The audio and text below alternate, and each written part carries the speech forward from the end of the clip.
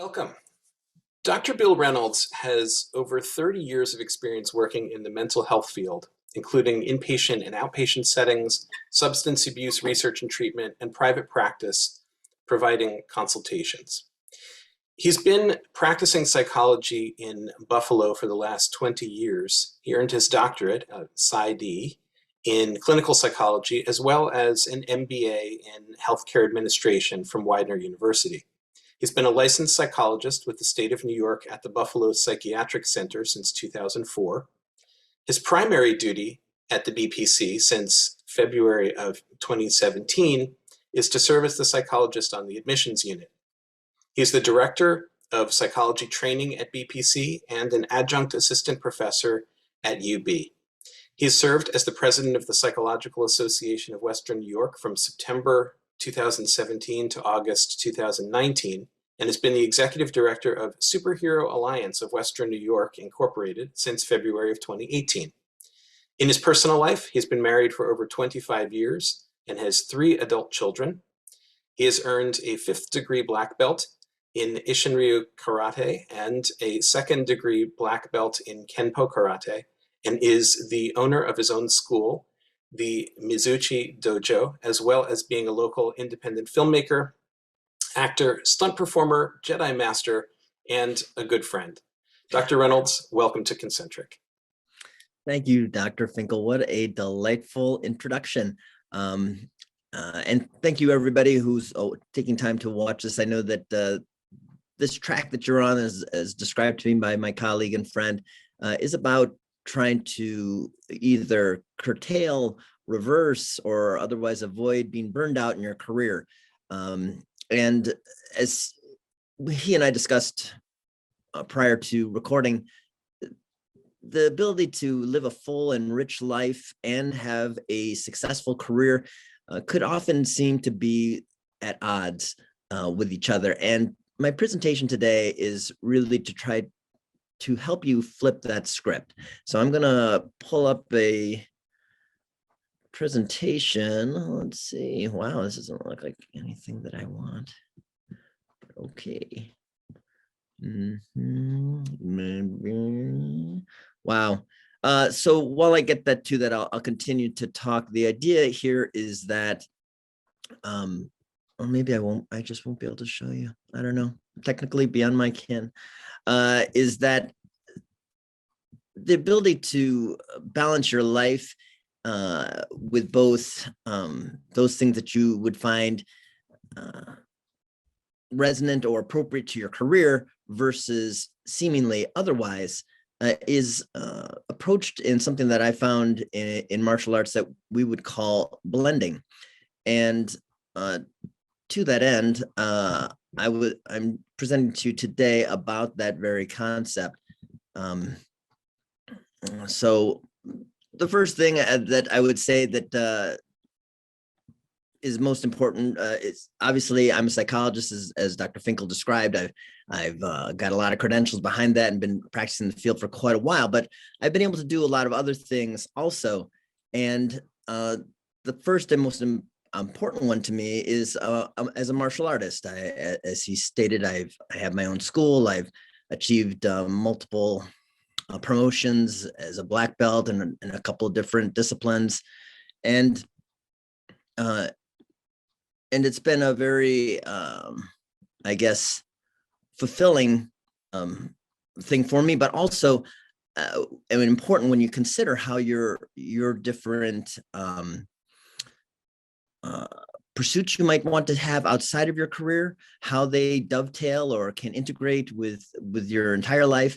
Is that, at least for myself with the martial arts, I often bring concepts from the martial arts into the work that I do as a psychologist. And I don't know how many of you would imagine that there's a lot of overlap or any overlap at all between the practice of martial arts and the practice of psychology. And I think that's part of the challenge when you consider those things that you might consider doing to sustain yourself, to diversify your activities, to prevent burnout. But I think without getting too much into the philosophy of it, your ability to be who you are and to accept who you are, if you allow that and give it credence in all aspects of what you might pursue, you'll find that you will find the meaning in different interests of yours and pursuits that flow naturally into that which you're trying to get paid for and have a successful career at, that otherwise you might not see the connections. So, okay, I continue to try to bring this presentation in here. It has some lovely pictures, which currently I'm not able to share because of how apparently I've set up my privacy on here, but I'll move on while I continue to work at that. The other aspect of me that I think is important and deserves some time to think about, in addition to being a martial artist, is that I serve as the executive director on a executive committee for a nonprofit called the Superhero Alliance of Western New York. And in that role, I have helped promote the mission of that organization in bringing basically either awareness or funding to organizations that promote the health and well-being of children. And so you can imagine, perhaps within the title, the Superhero Alliance, the activity of that group is often to costume, in manners that are inspired by comic book heroes and comic book villains. And we don't have time to get into the psychology of that as to why is it that we admire, I guess, or are engaged as almost as equally by the villains as we are by the heroes, and how it is that people would want to see them both, especially at activities intended for children. But it is indeed a thing. And I've been happy to be a part of that, where our group has been able to not only appear at, I guess, maybe what you'd expect costume characters to appear at, but maybe not. Like, for example, we were at our local children's museum as a part of the celebration of the 80th anniversary of Batman, and that I think is more standard fare, where children came there excited about that particular character and or his friends and enemies, and we presented them all there to it. But also, as costume characters, we were a part of our local Pride Parade, trying to promote a message that everyone can be a hero, everyone can be admired, regardless of their status within any kind of quote unquote minority group, and particularly those minority groups that seem to come under some level of I guess, pushback or antipathy from other segments within our society.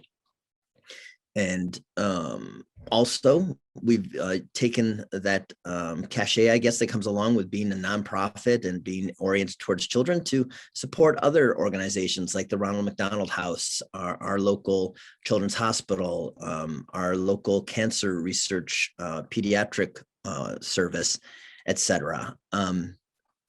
And so I don't know if you can hear within it how, like, things that attracted me to psychology, the idea in particular of working with children and families, but also by and large, helping people, helping them with acceptance, helping them with self-acceptance. It sort of hopefully comes across in the nonprofit work that I do and support. Finally, I think that especially, one of the challenges when trying to find what are called self-care activities is, feeling how you think they need to be justifiable. Like, oh, everyone should exercise. It's important for your physical health, so I should exercise too, even though really I have no interest in lifting weights or running or what have you. And so if it isn't one of the societally accepted interests, it's a problem. If it's a interest that doesn't readily match up with your career otherwise, or who you like to think of as yourself, it could pose a problem for you in accepting that that is something that you want to do, because you just don't think that it's acceptable to anyone, or just is irrelevant to you. And I think what's important when you consider that. So, for example, for myself, I do a podcast. We're in our second season, and having a great time with it. But it doesn't raise charitable funds for children's organizations. It isn't a podcast about psychology or the provision of therapy. It dovetails with the other interests. It's a podcast about comic book characters, but beyond that, it really has no other relevance other than it's a lot of fun, and I enjoy it. Enjoyed the time with my co-panelists, and it's just as worthy. And I think that's one of the challenges that we'll get to. And if there's any perhaps incentive for you to consider how activities such as self-care activities can have their value in your life beyond the sort of, like, I guess, philosophical explanation that we're often given, that you should be doing this. It obviously can lead to friendships that you otherwise may not have enjoyed. But it also can lead to a lot of unexpected things. So, for example, in my experience, it has given me the opportunity to meet celebrities. So, celebrities in my world would include Dave Filoni, who is famous for Star Wars and the Clone Wars, and now some of their more recent ventures, such as The Mandalorian and so on. It allowed me to meet Nichelle Nichols and Marina Sirtis from Star Trek: The Next Generation, and other celebrities. I've had the opportunity to Alec Baldwin on more than one occasion. By pursuing your interests, you can enliven and enrich your world in ways that you probably didn't imagine when you first entered into these different pursuits. Certainly on a more personal basis, I've had more than one child clearly just lit up to meet their favorite hero, once their favorite villain. No, 2 times their favorite villain. I still don't fully understand that, by the way. But, to have a child share with me the secret identity of Batman, so it would help me in the things I need to do as a villain. Very interesting. But something to just, consider is that you'll not only bring a light into your own life, but into the lives of others sometimes by the self-care activities you might choose to pursue. And finally, I guess before I move into some of the meat of the concept I wanted to share with you all today, in addition to bringing a light into the lives of others as well as oneself, I've been able to use my pursuit of outside interests outside of my career to bring tangible benefits to others. In particular, what I'm looking at here is a slide where we were able to present a check for $5,000 to the Mental Health Association of Western New York. And we did that through an appearance with our local minor league baseball affiliate, the Buffalo Bisons. There's a lot of, beyond caring for yourself, there's ways that you can further your career, perhaps, but also do, which I imagine some of you are trying to do, improve our communities and our society to make a difference that I guess takes your work and your presence on this world beyond the more mundane contribution of our jobs, which sometimes they may be harder to tie to a greater or larger purpose. And I think you can, through your interest and the pursuit of them, find that higher pursuit, that greater mission that allows you to then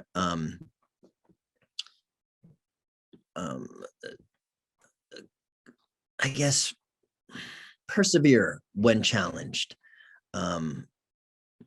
So that I think is the most important aspect to this. Am I making progress? I think I am.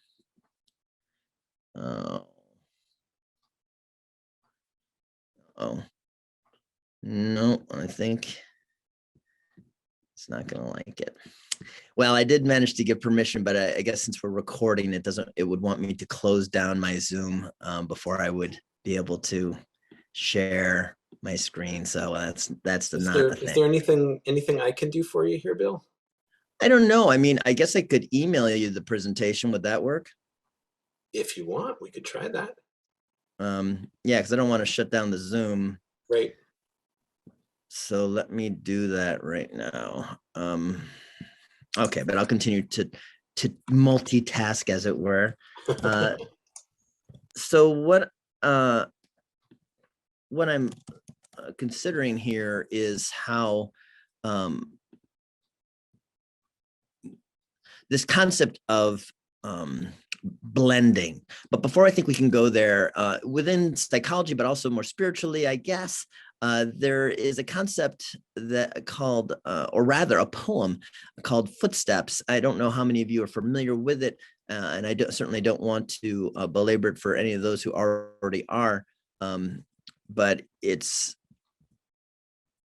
basically a poem that gets at the concept that when our lives are the most difficult, when we think that we became alone in what we were trying to accomplish, actually we had the support of a transcendent being, God, who carried us during those moments. In something that I recently shared with one of my students is another concept for psychologists, that their primary role is to be supportive of those people who are going through some tough times and may not even actually, I guess, quote unquote, successfully negotiate some of the challenges they have, and could very well die from them, whether it's substance use or problems with depression and suicide impulses, etc. So it's the reason why I bring these up is that, you all within your own professions have specific challenges and mandates, things that make the work that you do very important, regardless of what job any of us do. Our actual roles, our contributions are very important. And I think sometimes it becomes possibly far too easy to, I guess, degrade what you would do with your spare time, quote unquote, how you could actually manipulate in a way your own career to include those things that you find intriguing and engaging, how we can do that and not otherwise basically discard them without a chance.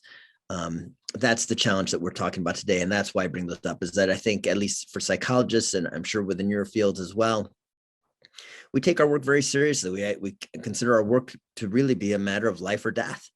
And the idea that we would do something not psychology like at any time can be a challenge, because somehow it seems frivolous or not important, or something to that end. And I'll get back to those thoughts, because those are very important thoughts that we have to be aware of in order to be able to do something about them. All right. So in order to, I'm going to take a moment here, Seth. Yep. What would be a good email address? You can send it to me. I can put it in the chat, or I can just shout it out to you here. But it's Dr. Seth, Seth Finkel, Finkle, Oh, one at word. gmail.com. All one word, sir? All one word. Okay. Anyway, so the first piece of this that I think I would want you to be aware of in this concept is that this story that comes from the book, The Tao of Pooh.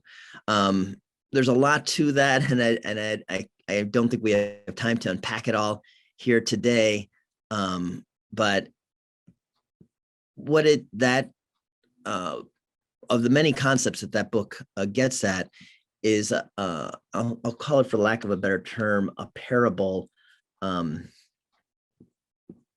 about the vinegar tasters. And what the specific parable was trying to get at in this case was that there are three philosophers, and they each come about to this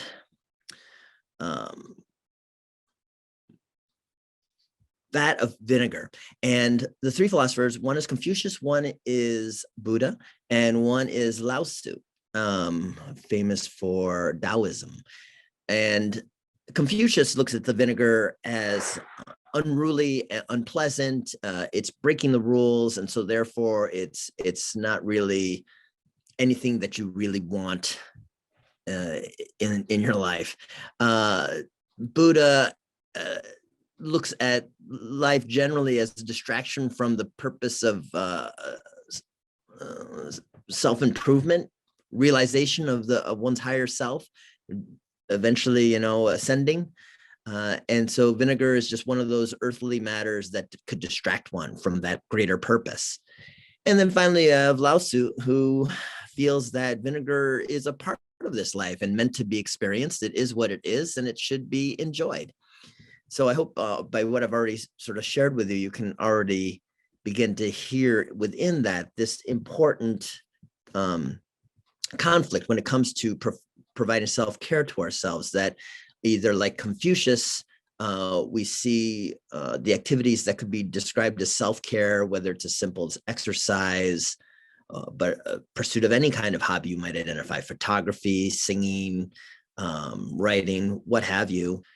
In my case, cosplay or martial arts, as not being within the structure of my profession. And so therefore is unruly and needs to be controlled or defended against, essentially. Or one could interrupt you for 1 second. I'm sorry. I've got your presentation. Where would you like me to go? Oh, where are we? I guess right now I am on slide 13. Okay. Give me 2 seconds and I will bring that up to go along with what you're doing here. Wow. Well, spectacular. Yeah, in fact, oh, look at that. Beautiful. Thank you very much. So there are those three philosophers, and I don't know if you can tell, it's Confucius is on the left, Buddha in the middle, and Lao Tzu on the right. So like I was saying, looking at Confucius's face, that when somebody is asked to do things that would be beneficial to them outside of their profession, it's looked at with at least with suspicion, if not disdain, that these are frivolous activities ultimately, and so nothing that one should devote time to. Buddha would say these are distractions from the higher purpose that one is supposed to be engaging in. In the case of all of us, here, you listening to this, seeing now the slides, it's not your job. That's not what you went to college for. That's not what you got employed for. That's not what you made sacrifices for. And you need to stay on focus with what you're supposed to do. And finally, of Lao Tzu, who's saying no, play is as important a part as work. I think, to borrow from the movie Willy Wonka, and portrayed masterfully in that he stated along this topic, a little nonsense now and then is cherished, I think, by the wisest men, something along those lines. You can correct me if you have that quote better, Dr. Finkel. But let's move on. Next slide, please. So blending, let's get to it. Next slide. So in martial arts, blending works like this. The idea is that you're going to be attacked. There is a challenge before you, and similar to the concept of fight, flight, and if you've heard of it, fight, flight, and freeze, and there's actually another version with 4 pieces to it, but let's leave it alone at that, fight, flight, or freeze. When we're confronted with what we see as a challenge, we're either going to attack it. So somebody's coming in at you, you just punch them first. You're going to defend against it. So you're going to block that attack that you feel they're trying to make, or you could just sort of stand there, take it. Obviously, or maybe not so obviously, none of those are actually very pleasant at all. I don't know how many of you have actually been in a fight. Defending hurts a little bit. Submitting hurts a lot. But actually attacking does too. Attacking, even if you do it right, you're going to hurt yourself in the process. And there have been many martial artists who have considered that concept that, perhaps that's not the way to go. And so there's several martial arts who instead, one that I borrowed this from, Aikido, looked at the idea of, instead of viewing this attacker as a challenge to which we fight, flight, or freeze, next slide, we would look at it as something else. So in life, as mentioned already, we live our professional lives. We're told that we need to do what we need to do because it's important. And then when somebody suggests that we take it easy or find a hobby or make friends, you can devalue that activity. In the most, I guess, extreme version, I think of Ebenezer Scrooge, bah humbug to family, friends, celebration of holidays. It's taking you from your time, doing the work, making the money, getting things done, being valued by your colleagues, by your boss, by the community for what you're accomplishing with your job. Or we can defend against these self-care things and make excuses. I don't have time for that. That's too far away. I'm too far out of shape. I don't know any better, whatever. You come up with your excuses, you defend against this concept. Or of course you could grudgingly perform it. So you're told by your employer, I don't know if this still happens, we're offering yoga every morning before the workday begins. And we expect you to participate. So that you could be sort of forced into it. And what's more important in that piece is that this submission really means that you don't even enjoy what could be enlivening you and others. You feel like you're either embarrassed, you feel guilty, or you just feel like, it's a waste of time going back to the devaluing or defending against it, and just don't allow yourself to fully enjoy it. Instead see the activity as somehow foreign and noxious. Next slide, please. So getting to Lao Tzu, we can, instead of looking at self-care activities as challenges, as something hostile and or foreign to our livelihood, external to us, as instead a part of all life, to have a full and complete life, and even not even to have it, it's there, it already exists. You just have to join with it, not attack it, not devalue it, not defend against it, make excuses against it. Or certainly when you find yourself unwittingly or tricked into doing it, not allowing yourself to engage in it, just sort of shrinking away from it, even when it's right there in front of you. Next slide. So in martial arts, what does that look like? We're not going to, if I see the guy coming, I'm not going to just like punch him because I can see he's taking what I'm considering an aggressive or hostile stance, that maybe he's even throwing that punch and I can see it coming a mile away and I could punch him first.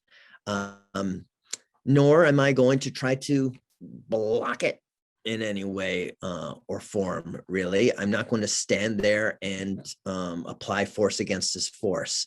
Both of those have their injuries that come to you. And certainly I'm not going to stand there and just like take it in the face. I'm just not going to let him hit me. So blending is the concept that if a punch is coming into my face, I have to look at that as well. That guy wants to put his hand where my head currently is. And who am I to judge where he puts his hand? What I can do, not hit him for whatever purpose he's trying to accomplish, and not try to block what he's trying to do, but instead I'm going to I'm going to accept it into my face either. So I'm going to instead allow him to go where he wishes to go with his fist, put his fist where my head is currently, but I'm going to move my head and allow that. Just, I'm not leaving where I need to be exactly. I'm just turning a little bit, and I'll probably take what I'll say here as necessary precautions. I'll put out this possibly parrying hand to not allow that fist to come and end up hitting me or come back around and hit me for whatever other reason his fist decides it needs to be somewhere else. I'm allowing him to go where he needs to go or wanted to go, but I'm still being me and I'm going where I still wish to go. I've just turned slightly to blend with the energy of that. And that's basically what we're going to try to do with the interests, the self-care activities that we are drawn to, that we know maybe we enjoyed as children or as teenagers or as young adults prior to getting into our career, and rejoin them and understand that you can find a way to allow work or play to not take over what you're trying to get accomplished in your life, but instead to be able to join with it. Next slide. So when you consider the activities that you're drawn to, as I identified for you just a few moments ago, things that you like and would like to pursue further, but just don't feel like you have the time, either because you disparage those activities now as childish pursuits or somehow just, I don't know, not helping to bring money into the home or to further your career or to get the project done. Either way, somehow not worthy, or saying that, yeah, no, they're worthy, but I just don't see how I could have the time for it. Or I don't even know where to begin, just making up excuses. Or, of course, like I said, when you are actually given that, somebody like basically you go on vacation somewhere and there's a free yoga class being offered and you've always been interested in yoga, and there it is, and your partner or maybe someone else you're on vacation with says, let's do it. And you're in there and you're sort of like, oh, yeah, I guess so. And not just allowing yourself to be with it when even those opportunities arrive. We're going to not look at these activities in that way, that they're foreign and or valueless or inconvenient or embarrassing to enjoy, but instead respected and given the time that they need in our lives. And when we do have them in our lives, we fully engage in them, fully enjoy them, be in the moment with them, whatever that activity might be. Next. So this is something that actually I think Dr. Finkel can sympathize with, because he also has direct experience with this colleague of ours, a professor, Dr. Bob Myers, who's now since passed. The very first slide in this presentation practically was a picture of a French apple pie, just in case you've never seen one. And I put the definition up there for you because, quite honestly, I had no idea what he was talking about when he brought this up back when I was in graduate school, when he was talking about what a very difficult patient, oh, thank you, a very difficult patient that he had that was exhausting to him, draining of him. Think about the types of jobs that you have to do and how some of them just feel, even though you're not working out, you're not lifting weights, you're not running 5 kilometers, whatever, you're just maybe sitting at a desk and hours upon hours trying to work some solution. It's exhausting. I think the working mind is said to use as many calories as running legs. Whether that's true or not, I can believe it. I feel really exhausted when I'm confronted with a mental problem. So he said that in his practice, after seeing this particular patient, he would go to the local diner and he would treat himself to French apple pie or this Dutch apple pie, a sort of streusel covered brown sugar crumb topping apple pie.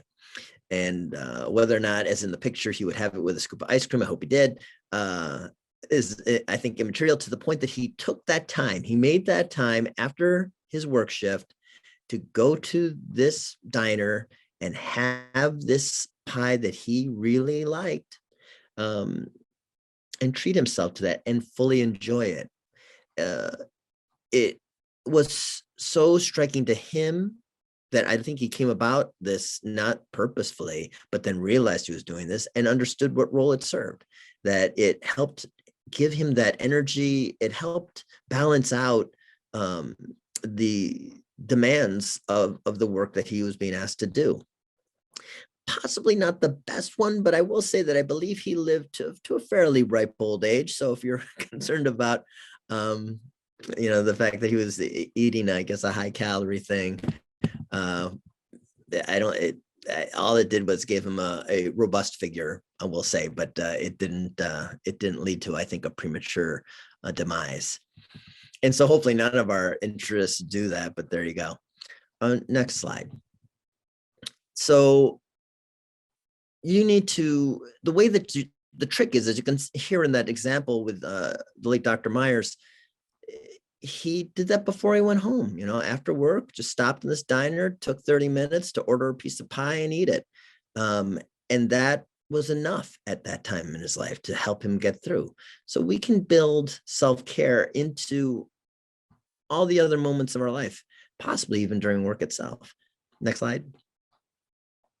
So in my work, I have managed to be able to take my personal interests and turn them into programs that I offer. So as one example, maybe not such a stretch in your imagination that somebody who's very much into comic book characters and even dressing up like them might also be into role-playing games, like most classically Dungeons and Dragons.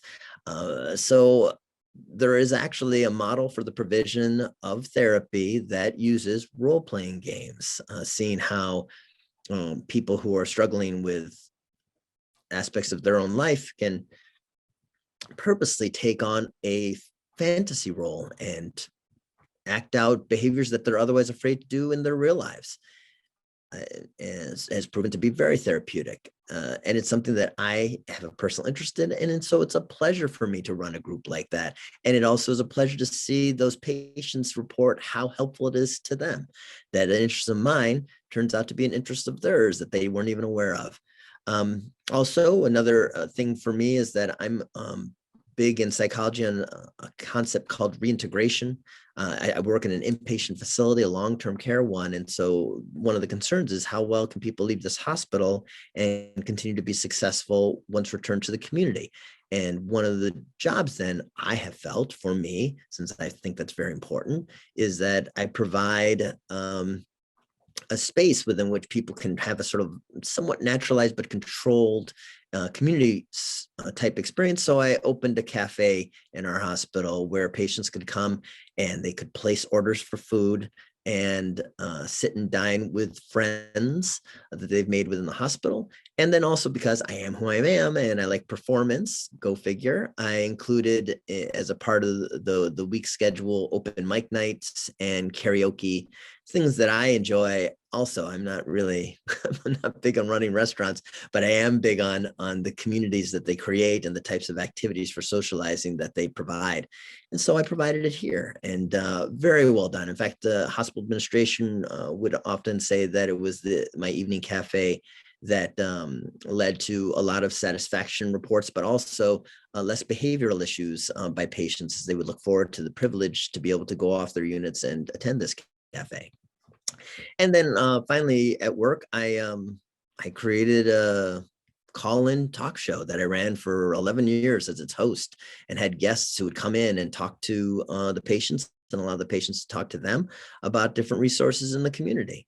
Um, Again, reintegration, just the idea of like, this is what's out there. Here's some parks, or here are this particular type of residential service, and um, but in the format of television. And so I was able to do that as well. So, I know that for some types of work you have, the ability to integrate your interests into the type of work you do might be a stretch. I was fortunate enough to find ways through imagination to be able to find my interests and how they could be expressed within my workspace.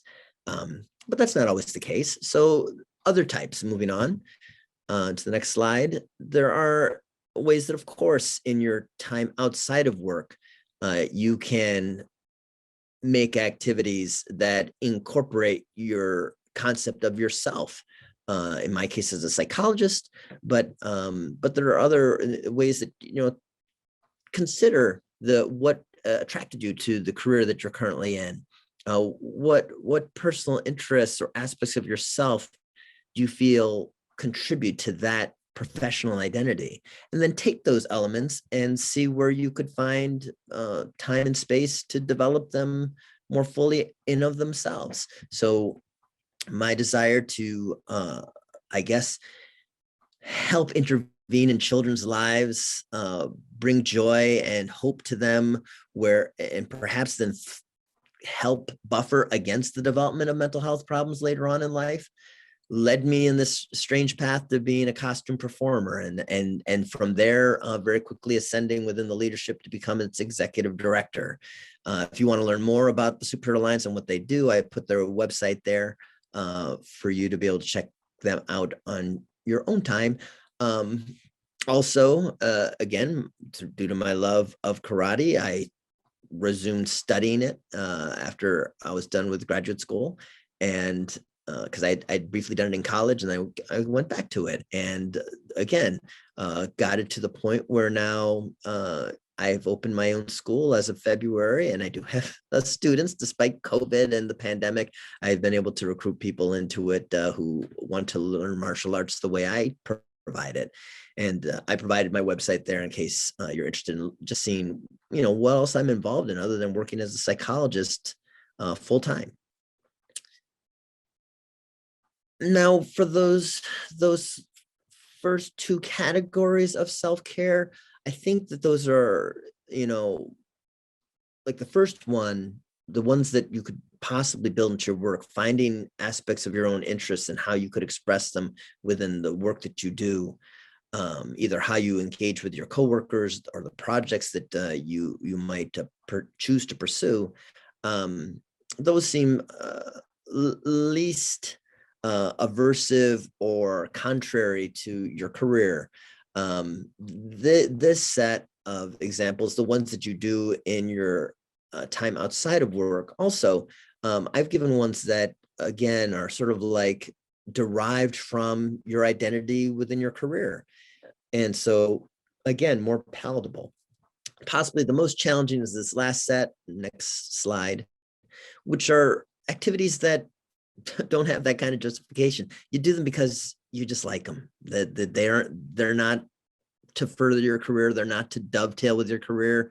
They're not natural expressions of the interests that brought you into your career. They're just your interests. And so, I do the costume performance to help raise charitable funds or raise awareness for certain organizations and the work they do. But I also like just dressing up and going to comic book conventions. And it's now that we have the presentation, we can look at those pictures in a bit, because I included some at the beginning of this presentation. But I do that just for the fun of it and the joy that it brings to people there. I'm not improving anybody's, I don't know, well, maybe health and well-being, but I don't go there for that reason. Also, I'm, as mentioned earlier, I do a podcast, and it's strictly for fun. It's just about fun. But in both of those cases, you can see how they grew out of the interests that I was already developing in other areas of my life. So they're not completely foreign and strange, but they certainly would be the hardest to justify if you think that self-care needs to be justified. And I am hoping that after some of this discussion that I've shared with you today, you'd understand that of course they are. Any of your interests are valuable. They're as valuable as you are. And that's really how you have to look at it. There's no aspect of who you are that I guess doesn't hurt or anybody else or break any serious laws that isn't worthy of being celebrated and engaged in. In fact, just as important as anything else you might do, including your job. And I think that's the most important part in being able to engage in self-care is like I said, not looking at self-care activities as somehow a chore to be added onto the list of things you have to do, or certainly not of any true value in living a life, but just as valuable. Next slide. Yeah, so there it is. That's the end of the regular presentation. Make sure in your life you take that moment, you take that time to have your French apple pie because you deserve it. You work really hard. Maybe you can get the low-cal one. I don't know, or don't do it. I don't recommend low-cal versions at all. Enjoy it for what it is. Don't disparage it. And if that's what floats your boat, then you definitely have to in order to keep that boat afloat. And that's essentially my presentation. Since we have a little bit of time, you could just, if you could, just go back to the top of it and we'll just flip through some of those images really quickly. I'll be happy to do that. And Bill, thank you so much for sharing your time and your wisdom with us, and for your patience and perseverance, bearing with our initial technical challenges and helping to multitask a solution here. If there are any questions, sure. If there are any questions as we double back and take a look through some slides for fun here, feel free to pop them in the chat or the Q&A box. I'll be happy to pass them and share them with Dr. Reynolds. If not, I'll certainly come up with a few. But let's take a look at some photos here.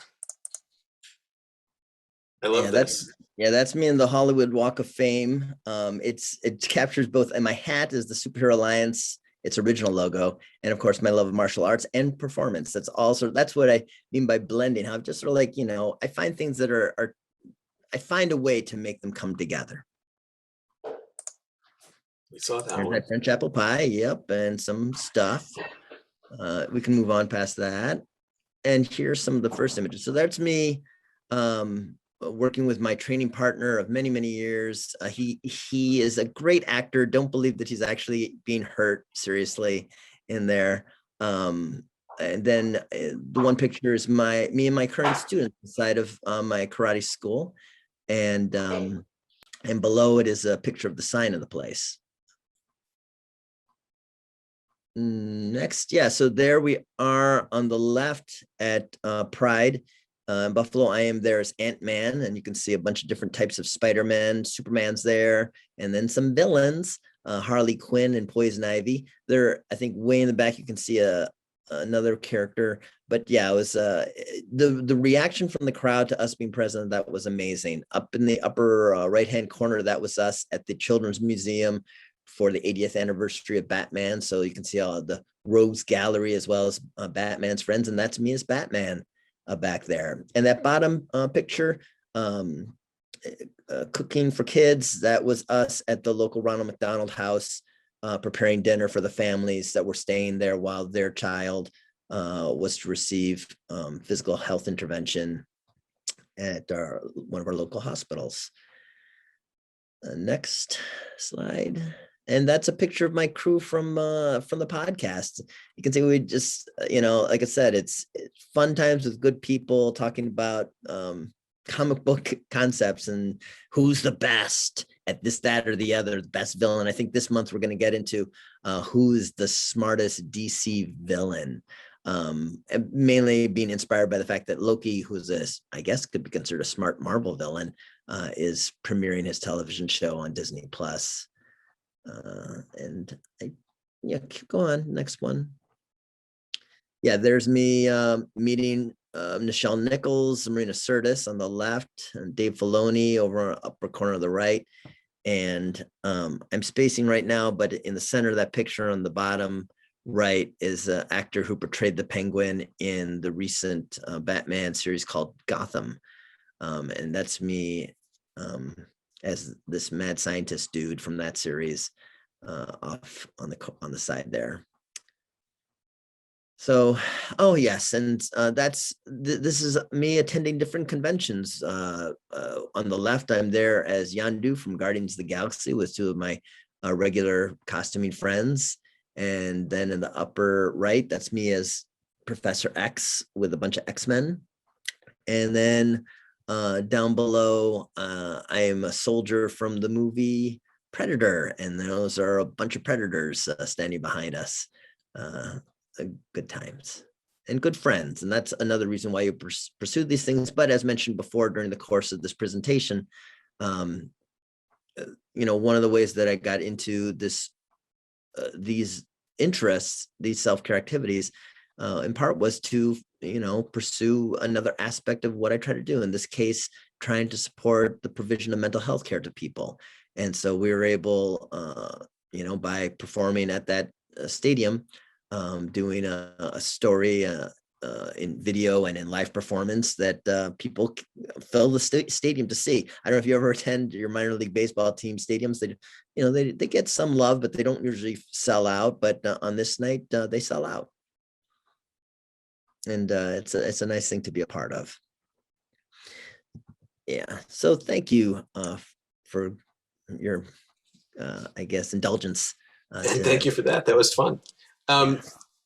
So I don't have any questions that have popped up, but I have a few for you myself, if you don't mind, because we still have a few minutes left here. So, I would describe you as a shining example of someone who's been able to find or create outlets that are satisfying and meaningful to you, and I appreciate your sharing so many of them with us today. And you've talked about how each of these pursuits and interests tie into your personal mission, your sense of purpose.